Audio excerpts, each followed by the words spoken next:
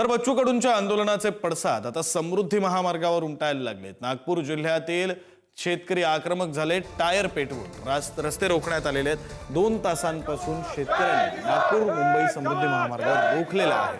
महाराष्ट्रातील शेतकऱ्यांच्या संपूर्ण कर्जमाफीच्या मागणीसाठी बच्चू कडू यांच्या नेतृत्वाखाली गेल्या 2 दिवसांपासून नागपूरमध्ये बेमुदत आंदोलन सुरू आहे। नागपूर मुंबई समृद्धी महामार्गावर 2 तासांपासून वाहनांची वाहतूक पूर्णपणे रोखण्यात आली। हे आंदोलन शेतकऱ्यांच्या हक्कांसाठीचा निर्णायक लढा असल्याचं सांगत स्वराज्य पक्षाचे प्रदेशाध्यक्ष प्रशांत डिक्कर यांनी सरकारला इशारा दिला।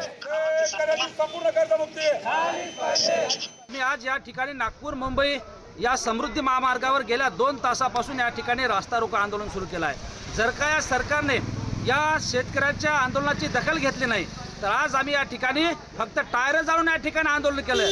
पण संध्याकाळपर्यंत या सरकारने निर्णायक भूमिका घेतली नाही तर संध्याकाळपासून मात्र या महाराष्ट्रामध्ये या रस्त्यावर या रोडवर समृद्धी महामार्ग असो की हायवे असो महाराष्ट्रभर आम्ही अख्ख्या जागोजागी त्या ठिकाणी वाहनं जाळून टाकू। एवढेच नाही तर मंत्र्याच्या गाड्यांना सुद्धा फुकायला मागे पुढे पारणार नाही। हा पद्धतीचा इशारा मी सरकारने